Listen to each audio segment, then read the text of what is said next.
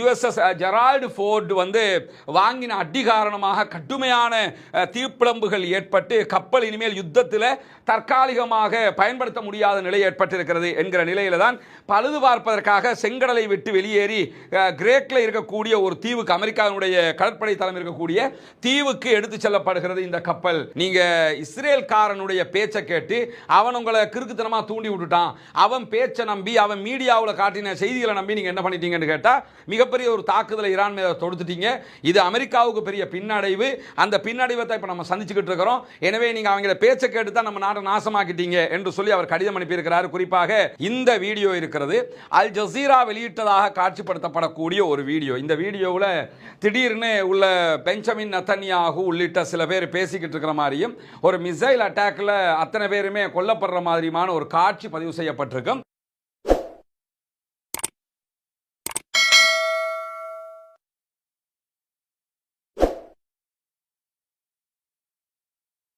அன்பிற்கினிய சகோதர சகோதரிகளின் நம் அனைவர் மீதும் ஏக இறைவனுடைய அமைதியும் கருணையும் உண்டாகட்டுமாக என்கிற உயரிய பிரார்த்தனைகளோடு வளைகுடா நாடுகளை நோக்கி தொடர்ச்சியாக ஒரு பரபரப்பான சூழல் இருப்பதை நம்ம பார்த்து வர்றோம். ஏன்னா ஏற்கனவே காசாவில் ஒரு 2 ஆண்டு கால பாரிய யுத்தம் நடைபெற்று தற்போது ஒரு யுத்தம் தணிந்த நிலையில் இருக்கிற போது மீண்டும் ஒரு பாரிய யுத்தம் ஈரானை நோக்கி அமெரிக்க இஸ்ரேலிய ஆக்கிரமிப்பு ராணுவங்களால் நடத்தப்பட்டு கொண்டிருக்கிறது. அதற்கு பதிலடியாக ஈரானும் அமெரிக்க இஸ்ரேலிய தளங்கள் மீதும் அமெரிக்காவினுடைய மத்திய கிழக்கில் இருக்கக்கூடிய தளங்கள் மீதும் தொடர் தாக்குதல்களை நடத்தி கொண்டே இருக்கிறார்கள். இப்படியான சூழல்ல தான் இன்றைய நாளிலும் பலவிதமான செய்திகளும் வெளியாகி இருக்கிற. அந்த செய்திகளுக்கு செல்வதற்கு முன்பதாக ஆரம்பமாக ஒரு செய்தியை தெளிவுபடுத்திக் கொள்ள வேண்டியிருக்கிறது. குறிப்பாக தொடர்ந்து எல்லோராலும் பல தடவைகள் வாட்ஸ்அப்புகளில் பரப்பப்படக்கூடிய ஒரு வீடியோவாக இந்த வீடியோ இருக்கிறது. அல் ஜசீரா வெளியிட்டதாக காட்சிப்படுத்தப்படக்கூடிய ஒரு வீடியோ. இந்த வீடியோவில் திடீர்னு உள்ள பெஞ்சமின் நெதன்யாகு உள்ளிட்ட சில பேர் பேசிக்கிட்டு இருக்கிற மாதிரியும் ஒரு மிசைல் அட்டாக்ல அத்தனை பேருமே கொல்லப்படுற மாதிரியான ஒரு காட்சி பதிவு செய்யப்பட்டிருக்கும். அதை எப்படி போட்டிருப்பாங்கன்னா, அல் ஜசீரா தன்னுடைய எக்ஸ் பக்கத்தில் வெளியிட்டிருக்கக்கூடிய ஒரு வீடியோ, சிசிடிவி காட்சியெல்லாம் வெளியிட்டிருக்கிறாங்க என்று சொல்லி போடப்பட்டிருக்கும். துல்லியமாக ஏஐயினால் தயாரிக்கப்பட்டிருக்கக்கூடிய ஒரு வீடியோ. இப்படியான ஒரு வீடியோ அல் ஜசீரா எங்கேயுமே போடல. இன்னும் சொல்ல போனா ஒரு விஷயத்தை தயவு செய்து மனதில் புரிஞ்சுக்கிறேங்க. என்ன, இந்த பெஞ்சமின் நெதன்யாகு செத்துட்டாருன்னு சொல்லி அந்தால ஃபேஸ்புக்லையும் எக்ஸ்லையும் அதுலையும் இதுலையும் ஒரு 1000 வாட்டி சாகடிச்சாச்சு. முதல்ல அப்படி ஒருத்தன் செத்து போனான்னு சொன்னா அது உலகத்தில் அவர்களை சார்ந்த மீடியாக்களை ஆமா எங்கால் செத்து போயிட்டான் என்று சொல்லுகிற அளவுக்கு தான் நிலைமை இருக்கும். அதை விட்டு என்னன்னா எது வந்தாலும் அவன் செத்துட்டான்னு சொல்லி நம்ம எதை நோக்கி போறோம்னு தெரியாமலே அதை பத்தியே பேசிக்கிட்டு இருக்கிறோம். பெஞ்சமின் நெதன்யாகு மிகப்பெரிய கொடுமைக்காரன், உலகத்தில் நம்பர் 1 அநியாயக்காரன். அவனால தான் இவ்வளவு அப்பாவிகள் காசாவில் அழிக்கப்பட்டாங்க, இப்பொழுது ஈரானில் அழிக்கப்பட்டு கொண்டிருக்கிறாங்க. இது எல்லாத்துக்கும் அவன் தான் பின்னணிங்கிறதுல யாருக்கும் மாற்று கருத்து இல்லை. அவன் இந்த உலகத்திலும் தண்டனை பெற்று மறுமையிலும் தண்டிக்கப்பட வேண்டும் என்பதுதான் நம் அத்தனை பேருடைய ஆழ்ந்த பிரார்த்தனையும் கோரிக்கையாகவும் இருக்கக்கூடிய இந்த தருணத்தில் அவன் கொல்லப்பட்டால் கொல்லப்பட்டு விட்டான் என்று எல்லா மீடியாவும் சொல்லிடும். அதை நம்மளும் எடுத்து சொல்லிடுவோம், யாரும் சொல்லிடலாம். இதை விட்டுவிட்டு என்னன்னு கேட்டால் அவர் கொல்லப்பட்டு விட்டார் அல்ஹம்துலில்லாஹ் இங்கே பாருங்க டிவி காட்சின்னெல்லாம் இந்த மாதிரி காட்சிகளை பரப்பாதீங்க. புனிதமிக்க ரமலானுடைய காலத்தில் நம்ம இருக்கிறோம். கஃபாபில் மரி கதிபன் யுஹத்திஸ பிகுல்லி மா சமிஅ என்றார்கள் ரசூலுல்லாஹ். ஒருவன் கேள்விப்பட்டதையெல்லாம் பரப்புறதை அவன் பொய்யன் என்பதற்கு போதுமான ஆதாரம். நம்மை கரெக்டான உண்மையான செய்தியை தான் கொண்டு போய் சேர்க்கணுமே தவிர மாதிரி வர்றதை எல்லாமே பரப்பிக்கிட்டு இருக்கக்கூடாது. இது போலியான செய்திங்கிறத புரிஞ்சுக்கிறங்க. எந்த செய்தியாக இருந்தாலும் வருகிற செய்தி உண்மையாக இருந்தால் மட்டும்தான் நம்ம மக்கள் மயப்படுத்த வேண்டும் என்பதை ஆரம்பமாக சொல்லிக் கொள்ளுகிற அதே நேரத்தில் வெளியாகி இருக்கக்கூடிய பல முக்கியமான செய்திகளில் முதன்மையான ஒரு செய்தி என்னன்னு கேட்டா, இலங்கை கடற்பரப்பிலே அதாவது இந்திய பெருங்கடலில் வைத்து அமெரிக்காவுடைய சப்மரின் மூலமாக தாக்குதலுக்கு உள்ளாக்கப்பட்ட ஈரானுடைய நேவி கப்பல்ல கொல்லப்பட்ட ஈரானுடைய மாலுமிகள் அத்தனை பேருடைய ஜனாசாக்களும் ஈரானுக்கு அனுப்பி வைக்கப்பட்டது. கிட்டத்தட்ட 84 பேருடைய ஜனாசாக்களை இலங்கை அரசு ஈரானுக்கு அனுப்பிட்டாங்க. அவர்களுடைய இறுதி கிரியைகள் ஜனாசா அடக்கம் செய்யப்படக்கூடிய நிகழ்வுகள் தெஹரானிலே நடைபெற்றது. லட்சக்கணக்கான மக்கள் குவிந்திருந்த ஒரு நிகழ்வாக அந்த நிகழ்வு மாறியிருந்தது.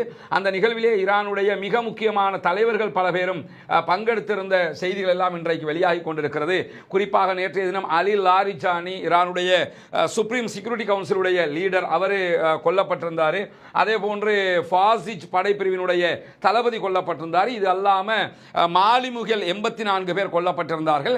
இலங்கையில் கிட்டத்தட்ட ஒரு 32 பேர் மீட்கப்பட்டிருக்கிறார்கள். அதில் 10க்கும் மேற்பட்டவர்கள் தற்போது மருத்துவமனையிலிருந்து வெளியேறிட்டாங்க. 20 பேர் இன்னும் ஹாஸ்பிட்டலில், கராப்பிட்டியா ஹாஸ்பிட்டலில் இருக்கிறாங்க. இதை தாண்டி கிட்டத்தட்ட 20 பேர் இன்னும் காணவில்லை. அதாவது கடல்ல இருந்து அவங்களுடைய பாடியை இலங்கை கவர்மெண்ட் எடுக்கல, யாரும் எடுக்கல. அவருடைய ஜனாசா எங்கன்னதும் தெரியாமல் இருக்கு. 20 பேரை காணவில்லை என்றும் அறிவிக்கப்பட்டிருக்கு. இந்த சூழலில் தான் அவர்களுக்குரிய ஜனாசா அடக்கம் நிகழ்வு நடைபெற்றது. லட்சக்கணக்கான மக்கள் அதிலே பங்கெடுத்திருந்த காட்சியை பார்க்க முடியும். நமக்கு இருக்கக்கூடிய ஒரே கேள்வி என்னன்னு கேட்டா, ஒரு மாபெரும் யுத்தம் நடக்கிறது, எந்த நேரத்தில் எப்ப அட்டாக் நடக்கும் என்று தெரியாத நிலையிலையும் ஒரு இந்த மாதிரியான நிகழ்வுகளில் கூட எப்படி அந்த மக்கள் லட்சக்கணக்கில் பங்கெடுக்கிறார்கள் என்பதுதான் மிக முக்கியமானது. இப்படிப்பட்ட ஒரு மக்களுக்கு மத்தியில் தலைவர்களை கொல்லுவதால் மட்டும் ஆட்சியை கவிழ்த்து விட முடியும் என்பது ஒரு எட்டாக்கணியாகத்தான் இருக்கும். இதுவரைக்கும் அப்படித்தான் இருந்து கொண்டிருக்கிறது. இன்றைக்கு ஈரானுடைய மிக முக்கியமான தலைவர்களில் ஒருவராக இருக்கக்கூடிய ஹத்தீப் அவர்கள் கொல்லப்பட்டிருக்கிறார்கள். நீங்க பார்க்கலாம், இவர்தான் ஈரானுடைய இன்டெலிஜென்ஸ் மினிஸ்டராகவே செயல்பட்டவர், உளவுத்துறை அமைச்சராக செயல்பட்டவர். அவர் இன்றைக்கு தெஹ்ரானில் இஸ்ரேலுடைய அட்டாக்கால கொல்லப்பட்டிருக்கிறார்.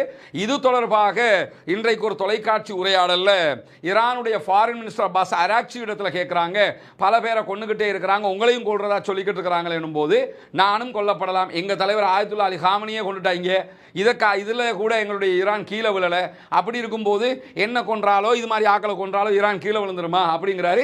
அது ஒரு விதத்தில் ஏற்றுக்கொள்ளத்தக்க வாதமாக இருக்கிறது. ஏன்னா ஈராக் விழுந்த மாதிரியோ, ஆப்கான் விழுந்த மாதிரியோ, மற்ற நாடுகள் விழுந்த மாதிரியோ, ஈவன் நிக்கோலஸ் மதுரோவை உள்ள போய் தூக்கிட்டு போனாங்க வெனிசுவேலாவில், உடனே நாடு கீழே விழுந்துருச்சு. அந்த மாதிரி ஈரான் இதுவரைக்கும் விழல, மறுத்த அடியை கொடுத்துக்கிட்டே இருக்கிறாங்கிற செய்திகளை தொடர்ந்து பார்க்க முடிகிற நேரத்தில் இன்றைக்கு இவர் கொல்லப்பட்டும் அவர்களுடைய அந்த ஸ்ட்ரக்சர் விழாமல் இருக்கிறதுக்கான காரணம், அவர்கள் பல கட்ட தலைவர்களை உருவாக்கி வைத்திருக்கிறார்கள். நாடு முழுவதும் கிட்டத்தட்ட 40 ஆண்டுகளுக்கு மேலாக அவர்களுடைய சித்தாந்தங்கள் புரையோடி போயிருக்கிறது. அந்த மக்களுக்கு மத்தியில் தேசிய உணர்வு உண்டாக்கப்பட்டிருக்கிறது. இது எங்க நாடு, எங்க நாட்டை நாங்கள் பாதுகாக்கணும், நாங்கள் பாரசீகம், பறந்துபட்ட பாரசீகத்தை உருவாக்கணும் என்கிற எண்ணங்கள் எல்லாம் அவர்களுக்கு இருக்கிற காரணத்தினால இதுவெல்லாம் அவர்களிடத்தில் எடுபடாமல் இருக்கக்கூடிய நிலையையும் தாண்டி ஆயத்துல்லா அலி காமனி மேல அந்த நாட்டு மக்கள் பெரிய பக்தி பரவசத்தோடு இருக்கக்கூடிய மக்கள், அந்த கொன்னத்தோடைய அங்க இருந்த சின்ன சின்ன பிளவுகள் கூட ஒன்று சேர்ந்துட்டாங்க. ஏன்னா தலைவரையே கொண்டுட்டாங்க. அதே மாதிரி தான் அந்த ஹத்தீபை பொறுத்தவரையில் இவர் மேலையும் அவங்களுக்கு மத்தியில் ஒரு பெரிய மரியாதை இருக்கு. அந்த நாட்டு மக்களுக்கு மத்தியில் நமக்கு இவரை நம்ம மதிக்கிறோமா இல்லையா, வேற யார் மதிக்கிறாங்களா இல்லையா, அது ரெண்டாவது. அந்த நாட்டு மக்கள் இவர் மேல பெருத்த மரியாதை வைத்துக் கொண்டிருக்கிறார்கள். காரணம் என்னன்னு கேட்டா, ஹத்தீபை பொறுத்தவரையில் அதிகார கட்டமைப்பில் அவருடைய நிலையான தன்மைங்கிறது ரொம்ப உச்சமானதாக இருந்தது. பெரிய தகுதிகளை கொண்டதாக ஈரானுக்குள்ள செயல்பட்ட ஒருவர், அவர்களுடைய கும் பல்கலைக்கழகத்தில் உள்ள பட்டம் பெற்ற ஒருவர், குறிப்பாக ஆயத்துல்லா அலி காமனி அவர்களுடைய நேரடி மாணவர் என்கிற மரியாதையை அங்கிருக்கக்கூடிய அந்த ஷியா சிந்தனை மக்களுக்கு மத்தியில் பெரிய அளவில் பெற்றுக்கொண்ட ஒரு மனிதராக அவர் அறியப்பட்டிருக்கிறது. மட்டுமல்லாமல் ஒரு அந்த அவர்கள் சார்ந்த கொள்கை சார்ந்த மிகப்பெரிய மத அறிஞராக அறியப்படுகிறவர் தான் இந்த ஹத்தீப் அவர்கள், இஸ்மாயில் ஹத்தீப் அவர்கள். இந்த மாதிரியான ஒருவர் தான் இன்றைக்கு கொல்லப்பட்டிருக்கிறார். இவருக்கு அந்த நாட்டினுடைய மிக உச்ச பதவிகளில் ஒன்றாக, பட்டங்களில் ஒன்றாக இருக்கக்கூடிய ஹுஜ்ஜத் அல் இஸ்லாம் என்கிற பட்டமும் வழங்கப்பட்டிருக்கிறது என்கிற தரவுகள் கிடைத்திருக்கக்கூடிய அதே நேரம் உளவுத்துறை விவகாரத்தில் ரொம்ப ஷார்ப்பான ஒருவராக அறியப்பட்டவர் அவர்தான் இன்றைக்கு கொல்லப்பட்டிருக்கார். சில நேரங்கள் என்ன கேள்வி வரும் கேட்டா, சாதாரணமாக ஆயத்துல்லா அலி காமனியை கொண்டாங்க, லாரிஜானியை கொன்றாங்க, அதே மாதிரி ஃபசீஜ் படைப்பிரிவினுடைய தளபதியை கொண்டாங்க, இவரை கொள்றாங்க, அப்படி தலைகளை எல்லாம் அசால்ட்டா கொண்டு போறாங்களே, அந்த அளவுக்கு இன்டெலிஜென்சி வீக்கா இருக்குதா ஈரானுக்குள்ள பாத்தீங்கன்னா, அது அந்த கோணத்தில் மட்டும் பார்க்க முடியாது. பார்த்தா நமக்கு இன்டெலிஜென்சி வீக் மாதிரி தான் தெரியும். இன்டெலிஜென்சி வீக்காக இருந்ததுன்னு சொன்னால் அது எப்படி துல்லியமாக இஸ்ரேலுக்கும் அரபு நாடுகளில் இருக்கக்கூடிய அமெரிக்காவுடைய தளங்களுக்கும் அடிக்கிறாங்க. அப்போ இன்டெலிஜென்சி அந்த விதத்தில் மட்டும் உச்சமாக இருக்குதாங்கிற கேள்வி வந்துருமா இல்லையா? இன்டெலிஜென்சி பலவீனம் என்பதை தாண்டி அவர்களிடத்தில் செத்துட்டு போறோம்ங்கிற மாதிரி ஒரு மனோநிலையில் இருக்கிறார்கள். மரணத்துக்கு அஞ்சாத ஒரு கூட்டமாக இருக்கிறார்கள். அதுக்கான காரணங்கள் பின்னணிகள் ஒன்று, இந்த பாரசீகம் என்கிற அந்த பாரசீக தேசத்தை காக்கிறதுங்கிறது. உலகத்தில் சில பகுதி அப்படி இருக்கிறாங்க. உதாரணமாக மங்கோலியர்கள் இந்த எங்க தேசத்தை நாங்க கட்டமைக்கணும், அதை விட்டுறக்கூடாது அப்படிங்கிறது இருப்பாங்க. அதே மாதிரி ஈஜிப்டீஷியன் அப்படி இருப்பாங்க. அதே நேரத்தில் இந்த ஒட்டோமான் கலிஃபேட்டை திருப்பி உண்டாக்கணும்னு சொல்லி, உஸ்மானிய ஹிலாபத்தை கொண்டு வரணும்னு சொல்லி, என்னதான் எதை பற்றி பேசினாலும் துருக்கிய மக்கள் அதில் அப்படி தான் இருப்பாங்க. அவங்கள பார்த்து அவங்களுக்கு இஸ்லாத்தினுடைய நடைமுறைகளுக்கும் பல வித்தியாசங்கள் இருக்கும். ஆனால் எப்படியாவது பழைய ஒட்டோமான் ஓட்டோமான் கலிஃபேட்டை கொண்டு வந்து நாங்கள் அதில் லீடர் ஆகிறோங்கிற அந்த எண்ணத்தோடு அவங்க இருப்பாங்க. அதே மாதிரி இப்போ இஸ்ரேல் காரனை எடுத்துக்கிட்டா நாங்கள் கிரேட்டர் இஸ்ரேலை உருவாக்கிறணும் அப்படின்னு இருப்பாங்க. அது மாதிரி காலாகாலமாக பாரசீக பேரரசுன்னு இருந்தவங்க. ரசூலுல்லாஹ் உயிரோடு இருக்கும் போதே 2 பேரரசுகள், ஒன்று ரோம் பேரரசு, 2வது பாரசீக பேரரசு. அந்த பேரரசு நிலையை உண்டாக்குவதுதான் அவர்களுடைய மிக முக்கியமான கனவுங்கிறதுனால தலைவர்களுடைய இழப்பு, அவர்களுடைய இழப்புகள் எல்லாம் அவங்களுக்கு ஒரு பெரிய மேட்டர் கிடையாது. மக்களோட மக்களாக நாங்கள் நிற்கிறோம், மக்களுக்காக நிற்கிறோம், எது நடந்தாலும் நாங்கள் சகிச்சுக்கிறோம்ங்கிற மாதிரி நிற்கிற மாதிரி தான் தெரியுது. தவிர இது இன்டெலிஜென்சி பலவீனமாக யாரும் பொருட்படுத்தக்கூடிய ஒரு நிலையாக இல்லை என்பதையும் நம்ம புரிந்து கொள்ளுகிற அதே நேரம் இன்றைக்கு வெளியாக இருக்கக்கூடிய இன்னும் ஒரு முக்கியமான விவகாரம் என்னன்னு கேட்டா, இந்த கப்பல் உலகத்தில் இருக்கிற மாபெரும் விமானம் தாங்கி கப்பல்கள்ல நம்பர் 1 கப்பல்கள்ல இதுவும் USS ஆபிரகாம் லிங்கனும் தான் வரும். இது USS ஜெரால்ட் ஃபோர்ட் என்று சொல்லக்கூடிய கப்பல். அதே போன்று USS Abraham Lincoln. USS Abraham லிங்கனை பொறுத்தவரை ஏற்கனவே அடி வாங்கி நொந்து போய் நான் போயிட்டு வரேன்னு சொல்லி கிளம்பிட்டாப்ல அமெரிக்காவுக்கு. அது கிடையாது இப்ப மத்திய கிழக்கில். அதே நேரத்தில் இன்றைக்கு நேற்று இரவுகள் பிற்பட்ட இரவுகளில் வெளிவந்திருக்கக்கூடிய செய்தி பிரகாரம் USS ஜெரால்ட் ஃபோர்ட் வந்து வாங்கின அடி காரணமாக கடுமையான தீப்பிழம்புகள் ஏற்பட்டு கப்பல் இனிமேல் யுத்தத்தில் தற்காலிகமாக பயன்படுத்த முடியாத நிலை ஏற்பட்டிருக்கிறது என்கிற நிலையில தான் பழுது பார்ப்பதற்காக செங்கடலை விட்டு வெளியேறி கிரேக்கில் இருக்கக்கூடிய ஒரு தீவுக்கு, அமெரிக்காவுடைய கடற்படை தளம் இருக்கக்கூடிய தீவுக்கு எடுத்து செல்லப்படுகிறது இந்த கப்பல். அதாவது சரி செய்து கொண்டு போறாங்களாம். அடி அந்த அளவுக்கு விழுந்துருச்சு, அதனால பின்வாங்கிடுச்சு கப்பல் என்கிற செய்திகளும் வெளியாகி இருக்கிறது. இது எல்லாமே ஒன்றை காட்டுகிறது. ஈரானுக்குள்ள பல தளபதிகள், தலைவர்கள் கொல்லப்படுகிறார்கள், அதில் எந்த மாற்று கருத்தும் கிடையாது. ஆனால் ஈரான் கொடுக்கிற அடி மிக பலமாக இருக்கிறது. அதனால தான் அவர்களுடைய கப்பல்கள் கூட பின்வாங்கக்கூடிய ஒரு நிலையாக இருப்பதை நம்ம பார்க்க முடியும். அதே நேரத்தில் 62வது அலை தாக்குதல்கள் 62 வேவ்ஸ் அடிச்சிருக்கிறாங்க இஸ்ரேலுடைய பல பகுதிகள் மேல, அமெரிக்காவுடைய பல பகுதிகள் மேல. ஈரானுடைய IRGC குறிப்பாக அந்த இஸ்மாயில் ஹத்தீப் கொல்லப்பட்டதற்கு பழிவாங்கும் விதமாகவும், அலி லாரிஜானி கொல்லப்பட்டதற்கு பழிவாங்கும் விதமாகவும் தான் இந்த தாக்குதல்கள் நடத்தப்பட்டதாக சொல்லியிருக்கிறார்கள்.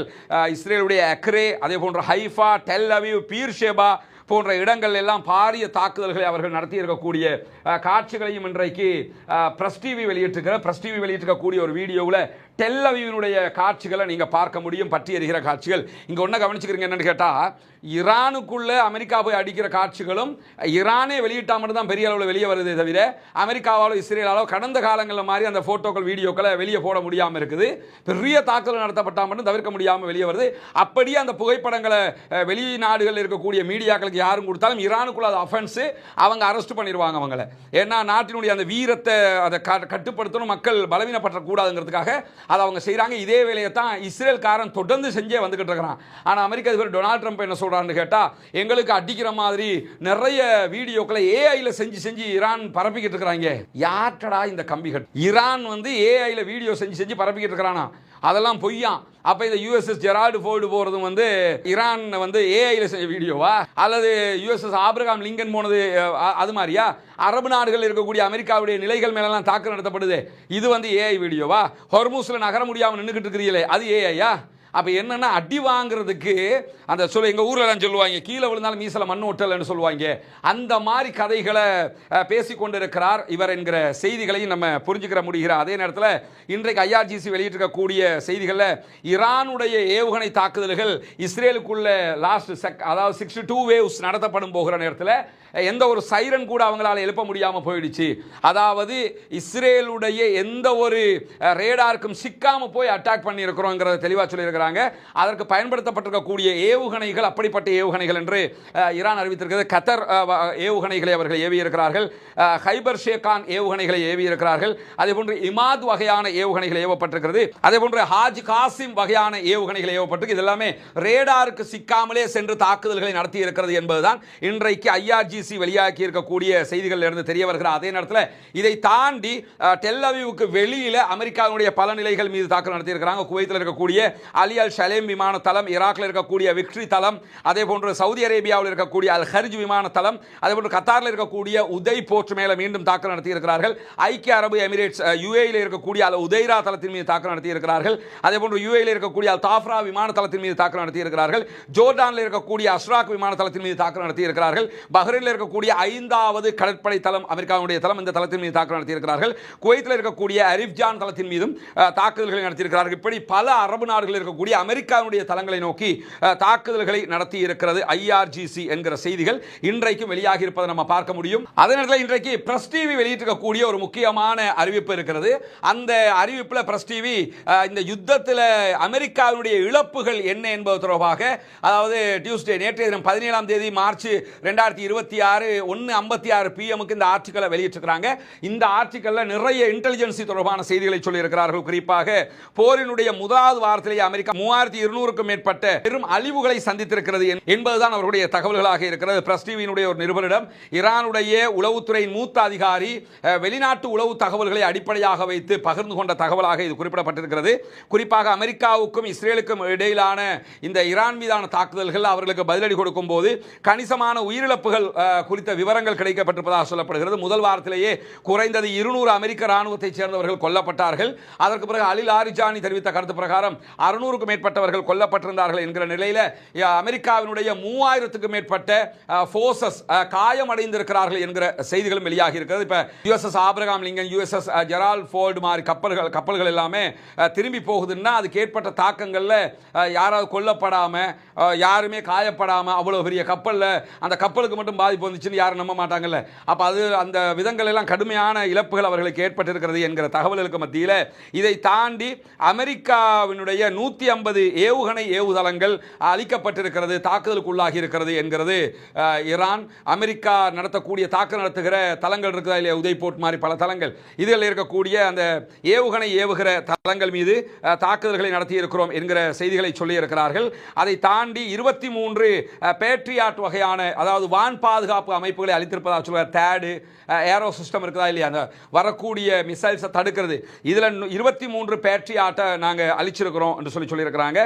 கிட்டத்தட்ட மொத்தமாக 37 விமானங்களும் ஹெலிகாப்டர்களும் அளிக்கப்பட்டிருக்கு. விமானம் ஹெலிகாப்டர் ரெண்டையும் சேர்த்து 37 விமானங்களையும் ஹெலிகாப்டர்களையும் அளித்திருக்கிறோம் என்கிறது IRGC. அப்ப இவ்வளவு அழிவுகள் அமெரிக்காவுக்கு ஏற்பட்டு கொண்டிருக்கிறது.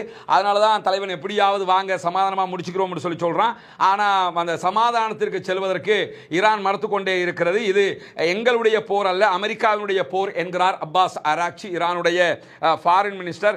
இந்த பிராந்தியத்தில் மிகப்பெரிய யுத்தத்தை உண்டாக்கியது அமெரிக்கா, நாங்கள் உண்டாக்கல. எனவே நாங்கள் பொதுமக்கள் மேலே தாக்குதல் நடத்தல, அமெரிக்காவுடைய தளங்கள் மேலேயும் இஸ்ரேல் மீது தான் நாங்கள் தாக்குதல் நடத்திக்கிட்டு இருக்கிறோம். ஹொர்முஸ் ஜலசந்தியை மூடித்தான் வைப்போம். நாங்கள் இந்த நேரத்தில் யுத்த நிறுத்தத்தை நிராகரிக்கிறோம். ஏனென்று சொன்னால் இந்த யுத்தம் நிரந்தரமாக முடிவுக்கு வரணும். இந்த தற்காலிகமாக நீங்கள் வெப்பனை ரெடி பண்ணிக்கிட்டு திருப்பி வந்து எங்களோட சண்டை பிடிக்கிறது இதுக்கு வரக்கூடாது. இனிமே சீஸ் ஃபயர் என்று சொல்லி சொன்னால் பெர்மனன்ட் சீஸ் ஃபயர் தான். அதுக்கு வர்றதா இருந்தால் வாங்க, இல்லைன்னா வரமாட்டோம்னு சொல்லி தெளிவாக இவ்வளவு அப்போ யோசிக்கிறங்க. இந்த தலைவர்கள் கொல்லப்படுவதால் ஈரானுக்கு பலவீனமானு பார்த்தீங்கன்னா பலவீனம் இல்லை. ஆயத்துல்லா அலி காமனி கொல்லப்பட்டிருக்காரு, அலி லாரிஜானி கொல்லப்பட்டிருக்கிறாரு, ஃபசீஜ் படைப்பிரிவுடைய தளபதி கொல்லப்பட்டிருக்கிறாரு, இப்படி பல பேர் கொல்லப்படுறாங்க. இன்னைக்கு இன்டெலிஜென்சி மினிஸ்டரே கொல்லப்பட்டிருக்கிறாரு. இப்படி யார் கொல்லப்பட்டாலும் அவங்களுக்கு அது பலவீனமாக இருந்தால் எப்படியாவது சமாதானத்துக்கு போயிடுவோம்னு தான் யோசிப்பாங்க. நாங்கள் சமாதானத்துக்கு ரெடி இல்லை என்பதில் ஈரான் மிக தெளிவாக இருக்கக்கூடிய செய்திகள் வெளியாகி இருக்கிற அதே நேரத்தில் இன்றைக்கு ஈரானுக்குள்ள 100க்கும் மேற்பட்டவர்கள் கைது செய்யப்பட்டிருக்கிறார்கள். இவர் அத்தனை பேரும் மொசாது உளவு அமைப்புக்காக செயல்பட்டவர்கள் என்றும் அதிலே 4 பேர் உடனடியாக மரண தண்டனை நிறைவேற்றப்பட்டிருக்கிறார்கள். 4 பேரை தட்டி தூக்கி இருக்கிறாங்க. 100க்கும் மேற்பட்டவர்களை 23 மாகாணங்களில் கைது செய்திருக்கிறோம் என்கிறது ஈரான். இப்படியான சூழ்நிலையில தான் சற்று நேரத்துக்கு முன்பதாக ஈரான் விடுத்திருக்கக்கூடிய ஒரு முக்கியமான அறிவிப்பு பிரகாரம் சவுதி அரேபியா, கத்தர், UAE இந்த 3 நாடுகளிலும் இருக்கக்கூடிய எண்ணெய் உற்பத்தி நிலையங்களுக்கு அருகில் வசிக்கக்கூடிய மக்கள் அத்தனை பேரும் உடனே வெளியேறுங்க அப்படின்னு சொல்லி ஒரு அறிவிப்பை விடுத்திருக்கிறாங்க. ஏன்னா அந்த இடங்களுக்கெல்லாம் அட்டாக் பண்ண போறோம்னு சொல்லியிருக்கிறாங்க. குறிப்பாக தெற்கு ஈரானில் செயல்பட்டு வந்த எரிவாயு பதப்படுத்தக்கூடிய ஆலைகள் மீதான தாக்குதலை இன்றைக்கு இஸ்ரேல் நடத்தியிருந்தது. உலகத்திலேயே மிகப்பெரிய எரிவாயு பதப்படுத்தக்கூடிய ஒரு ஆலையாக இருப்பது இந்த தெற்கு ஈரானில் இருக்கக்கூடிய இந்த ஃபேக்டரி தான், இந்த தொழிற்சாலை, இந்த வயல் தான். இதன் மீது இன்றைக்கு அட்டாக் பண்ணினத்தோட இதுக்கு பதிலடி கொடுக்க போறோம். நீங்க எங்க சொத்துக்களுக்கு அடிக்காத வரைக்கும் உங்களுக்கு அடிக்க மாட்டோம், அடிச்சிட்டியே எதவே நாங்கள் உங்களுக்கு அடிப்போம்னு சொல்லி இப்போ அமெரிக்காவோட இணைஞ்சி தொழில் நடத்துறாங்களா இல்லையா? அமெரிக்காவோட கம்பெனி சவுதிக்குள்ள தொழில் நடத்துவோம், அமெரிக்காவோட கம்பெனி கத்தருக்குள்ள நடத்துவோம், அமெரிக்காவுடைய கம்பெனி ஜோர்டானுக்குள்ள நடத்துவோம், இந்த மாதிரி நடத்துவாங்க இல்ல. அந்த அமெரிக்காவை இலக்கு வைத்து, சவுதினா சவுதிக்கு அடிக்கிறான் அர்த்தம் புரிஞ்சுக்கிற கூடாது, சவுதியில் இருக்கிற அமெரிக்காவுடைய தளத்துக்கு அடிக்கிறான் அர்த்தம், சவுதியில் இருக்கிற அமெரிக்காவுடைய சொத்துக்கு அடிக்கிறான் அர்த்தம். அந்த மாதிரி 5 வளாகங்கள், அதாவது 2 சுத்திகரிப்பு நிலையங்கள், 2 பெட்ரோகெமிக்கல் வளாகங்கள், ஒரு எரிவாயு வயல், இந்த பகுதிகளிலிருந்து உடனே வெளியேறுங்கன்னு சொல்லி வெளியேற்ற அறிவிப்பை கொடுத்திருக்கிறாங்க. குறிப்பாக சவுதி அரேபியாவில் இருக்கக்கூடிய சம்ரஃப் சுத்திகரிப்பு நிலையம், இது க்ரூட் ஆயில சுத்திகரிக்கக்கூடிய நிலையம், இந்த பகுதிகளில் வாழக்கூடிய பொதுமக்கள் வெளியே போயிருங்க, ஏன்னா அதுக்கு அடிக்க போறோம் அப்படின்னு இருக்கிறாங்க. அதே மாதிரி ஜுபையில் இருக்கக்கூடிய பெட்ரோ கெமிக்கல் வளாகம், அந்த வளாகத்திலிருந்து வெளியே போங்க, பொதுமக்கள் வெளியே போங்கிறாங்க, யாரும் உயிரிழப்புகள் வராமல் இருக்கிறதுக்காக சொல்லிக்கிட்டு தான் அடிப்பாங்க. அந்த மாதிரி நாங்கள் அடிக்க போறோம் இருக்கிறாங்க. யுஏஇல இருக்கக்கூடிய ஹுசன் என்கிற ஒரு எரிவாயு வயல், அந்த கேஸ் எல்என்ஜி தயாரிக்கக்கூடிய இடம், அந்த இடத்துக்கு அடிக்க போறோம் இருக்கிறாங்க. அதே போன்று அல் முசாயித் ஹோல்டிங் என்கிற ஒரு இடம், அதே போன்று பெட்ரோ கெமிக்கல் வளாகம் யுஏஇல, இந்த 3க்கும் அடிக்க போறோம் இருக்காங்க. கத்தாரில் இருக்கக்கூடிய ரஸ்லஃபான் சுத்திகரிப்பு நிலையத்துக்கு முதலாவது அதே போன்று 2வது கட்டங்கள், இந்த 2 பகுதிகளுக்கும் அட்டாக் பண்ண போறோம் சொல்லிட்டு தான் நாங்கள் அடிக்க போறோம், எனவே வெளியே போயிருங்க என்று சொல்லி இருக்கிறார்கள். இப்படியான சூழல் தான் பாரசீக வளைகுடாவில் கத்தருக்கும் ஈரானுக்கும் இடையில, ஈரானுடைய தெற்கு பகுதிகளில் தான் மிகப்பெரிய, உலகத்திலேயே மிகப்பெரிய எரிவாயு வயல் இருக்கிறது. அதன் மீது தான் அட்டாக் பண்ணியிருக்கிறாங்க. நீங்க யோசிச்சு பார்த்தீங்கன்னா, இந்த அமெரிக்காவுடைய தடைகள் மட்டும் இல்லைன்னு வைங்க, பெரிய வளர்ந்த நாடாக, முழுவதுமாக பிசினஸ் பண்ணக்கூடிய ஒரு நாடாக ஈரான் இருக்கும். அவங்க இந்த ஆயுதங்களை தயாரிக்கணும், அமெரிக்காவை எதிர்க்கணும், ஏகாதிபத்தியத்துக்கு எதிராக நிற்கணுங்கிறதுனால இவ்வளவு கஷ்டங்களையும் சுமந்துக்கிட்டு தங்களுடைய அந்த நாட்டை ஆயுத ரீதியாக பலப்படுத்துறதுக்காக இவ்வளவு காலமாக இருந்திருக்கிறாங்க என்று புரியுது. ஏன்னா அவ்வளவு அந்த நாட்டுக்குள்ள அருள் வளம் கொட்டி கிடக்குது. பிசினஸ் பண்றேன்னா அமெரிக்காக்காரனுக்கு அடிமையாக இருந்திருந்தாங்க வைங்க, மற்ற அரபு நாடுகள் மாதிரி எவ்வளவோ சாதிச்சிருக்கலாங்கிறத நம்ம புரிய முடிகிறது. அதனால தான் இந்த இடங்களுக்கு அட்டாக் பண்ணதுனால நாங்கள் உங்கள் இடங்களுக்கு அட்டாக் பண்ண போகிறோம்னு சொல்லியிருக்கிறாங்க. இந்த செய்திகளுக்கு மத்தியில் நேற்று இரவு வெளிவந்த இன்னொரு முக்கியமான செய்தி தான், அமெரிக்காவினுடைய தேசிய பயங்கரவாத எதிர்ப்பு மையத்தினுடைய டைரக்டர் ஜெனரல் பதவியில் இருந்து ஜோ கென்ட் என்கிறவர் ராஜினாமா செய்தார். அமெரிக்காவினுடைய பயங்கரவாத டெரரிசம் இன்வெஸ்டிகேஷன் டிவிஷன் இருக்குமா இல்லையா, நம்ம நாட்டில் டெரரிசம் இன்வெஸ்டிகேஷன் டிவிஷன் டிஐடின்னு வச்சிருக்காங்க, ஒவ்வொரு நாட்டிலும் ஒவ்வொரு பேரில் வச்சிருப்பாங்க. அமெரிக்கா வந்து தேசிய தீவிரவாத தடுப்பு மையம் வச்சிருக்கிறாங்க. அதனுடைய டைரக்டர் ஜெனரல் இருக்கிறாரா இல்லையா, அவர் ஜோ கென்ட்ங்கிறவர் நேற்றைய தினம் ராஜினாமா பண்ணி ராஜினாமா கடிதத்தை அமெரிக்க அதிபர் டொனால்ட் ட்ரம்ப்புக்கு அனுப்பியிருக்கிறார். அதுக்கான காரணம் என்னன்னு கேட்டால், நீங்கள் இஸ்ரேல்காரனுடைய பேச்சை கேட்டு அவன் உங்களை கிறுக்குத்தனமாக தூண்டி விட்டுட்டான், அவன் பேச்சை நம்பி, அவன் மீடியாவில் காட்டின செய்திகளை நம்பி நீங்கள் என்ன பண்ணிட்டீங்கன்னு கேட்டால் மிகப்பெரிய ஒரு தாக்குதலை ஈரான் மீது தொடுத்துட்டீங்க. இது அமெரிக்காவுக்கு பெரிய பின்னடைவு. அந்த பின்னடைவை தான் இப்போ நம்ம சந்திச்சுக்கிட்டு இருக்கிறோம். எனவே நீங்கள் அவங்கள பேச்சை கேட்டு தான் நம்ம நாட்டை நாசமாக்கிட்டீங்க என்று சொல்லி அவர் கடிதம் அனுப்பியிருக்கிறார். குறிப்பாக முதல் காலம் கட்டம் அவருடைய ஆட்சி டொனால்ட் ட்ரம்புடைய அந்த நேரத்தில் மற்ற நாடுகளில் போய் நம்ம தாக்குதல்கள் நடத்தி நம்ம ராணுவத்தை நாசமாக்கிட்டோம், ஈராக் வார் செஞ்சிருக்கவே கூடாது, ஆப்கானிஸ்தான் வார் செஞ்சிருக்கவே கூடாதுன்னெல்லாம் பேசினால் நீங்கள், ஆனால் எப்படி ஈராக் வாருக்குள்ள அமெரிக்காவை இஸ்ரேல்காரன் இழுத்து விட்டானோ அதே மாதிரி உங்களையும் மாடாக்கிட்டாங்க. இந்த வாட்டி மீடியாவில் அப்படி இதை காட்டி அமெரிக்கா தான் பெஸ்ட், அமெரிக்கா தான் ஃபர்ஸ்ட்டுக்கு நிற்கணும், உங்களை அழிக்கிறதுக்கு ஈரான்காரன் துடிச்சுக்கிட்டு இருக்கிறான், உங்கள் ஆட்சியில் அமெரிக்காவை நாசமாக்கிடுவாங்க, நீங்கள் உடனே ஈரானுக்கு அடிங்கன்னு சொல்லி எப்படி ஈராக்கோட யுத்தத்துக்கு கோர்த்து விட்டு 20 வருஷம் அங்கே நம்ம மாட்டிக்கிட்டு நின்னமோ, அதே மாதிரி இதுக்குள்ள ஆப்கானிஸ்தானுக்குள்ள 20 வருஷம் மாட்டிக்கிட்டு நின்னமோ, அது மாதிரி நம்மளை கொண்டு இழுத்து விட்டாங்க ஈரானுக்குள்ள. இதுக்கு முழு முதல் காரணம் உங்களுடைய புத்தி இல்லாத தன்மைகள். நீங்கள் வந்து இஸ்ரேல்காரனுடைய கவுத்துக்கு மாட்டிக்கிட்டீங்க, அவனுங்களை கோர்த்து விட்டுட்டான்னு சொல்லி மிக தெளிவாக இந்த யுத்தத்தில் மிக பெரும் பின்னடைவை அமெரிக்கா சந்தித்துக் கொண்டிருக்கிறது. இந்த யுத்தத்துக்கு நீங்க போயிருக்கவே கூடாது என்று சொல்லி ஜோ கென்ட் என்கிற அமெரிக்காவினுடைய தேசிய பயங்கரவாத தடுப்பு பிரிவினுடைய டைரக்டர் ஜெனரலே ராஜினாமா பண்ணிட்டு போயிருக்கிறாருன்னா எவ்வளவு மொக்கத்தனமான வேலையை பண்ணிட்டாங்கிறது இப்ப தெரியுதுல்ல. உலக நாடுகள் முழுவதும் பெட்ரோல் இல்ல, டீசல் இல்ல, எரிவாயு இல்ல, கியூல நிற்க வேண்டி இருக்குது, பொருளாதாரம் மந்தன் இல்ல, எல்லா நாடும் துடிச்சுக்கிட்டு இருக்கிறான், நேட்டோ வரமாட்டேன்ட்டான், யூரோப் வரமாட்டேன்னு சொல்லிட்டான், எந்த நாடுமே உன்னோட சேர்ந்து சண்டைக்கு வரமாட்டேன்ட்டான். இப்போ என்ன பண்றான்னு கேட்டா, இன்னும் சொல்ல போனா இந்த யுஎஸ்எஸ் ஜெரால்டு ஃபோர்ட் எல்லாம் இருக்குதுல்ல, இதையெல்லாம் இப்போ பின்னுக்கு எடுக்கிறதுக்கு இன்னும் சில காரணங்களும் இருக்குது. என்னன்னு கேட்டால், இந்த அடி வாங்கிட்டோம்ங்கிறத வச்சா கொஞ்சம் ரெப்பையாருக்கு போகிறோம்னாவது போயிடுவோம். யூஎஸ்எஸ் ஆபிரகாம் லிங்கனே எடுத்துட்டாங்க. இப்படி ஒரு கட்டம் வரக்கல, நாங்கள் ஜெயிச்சிட்டோம், காமனியை கொண்டோம், அவரை இவரெல்லாம் கொண்டுட்டோம், நாங்கள் போயிட்டு வரோம், நாங்கள் தான் வெத்தின்னு சொல்லிட்டு சும்மாவே இருந்தாலும் எனக்கு தாங்க நோபல் பரிசை தாங்கன்னு கேட்டுக்கிட்டு இருந்த ஒரு பைத்தியம் இப்பயும் என்ன பண்ணுவாருன்னு கேட்டால் நான் ஜெயிச்சிட்டேன்னு சொல்லிட்டு போயிடுவதற்கு வாய்ப்பு இருக்கிறது. இதுவரைக்கும் உள்ள நிலை இப்படித்தான் இருக்கிறது. ஈரான் தலைவர்களை இழந்தாலும் தன்னுடைய பலத்தை இழக்காமல் இருக்கிறது என்பதை நாம் புரிந்து கொள்ள வேண்டும். பொறுத்திருந்து பார்ப்போம் என்னவெல்லாம் நடக்கிறது என்பதை. தொடர்ந்து இணைந்திருங்கள் ரஸ்மின் மேசி நியூஸ் மற்றும் ரஸ்மின் டாக்ஸ் ஆகிய 2 சேனல்களோடு என்கிற செய்திகளுக்கு மத்தியிலே தொடர்ந்தும் அந்த பாதிக்கப்படுகிற மக்களுக்காக, ஆக்கிரமிப்பாளர்களுக்கு எதிராக அல்லாஹ்விடத்திலே பிரார்த்தனை செய்யுங்கள். ஈரான் மீதான ஆக்கிரமிப்பு யுத்தம் நிறுத்தப்பட வேண்டும், மத்திய கிழக்கிலே அமைதி திரும்ப வேண்டும், முழு உலகிலும் அமைதி திரும்ப வேண்டும் என்கிற பிரார்த்தனைகளோடு ஜனநாயக ரீதியாக தொடர்ந்தும் குரல் எழுப்புவோமாக. வாஹிர் தஅவானா அல்ஹம்துலில்லாஹி ரப்பில் ஆலமீன்.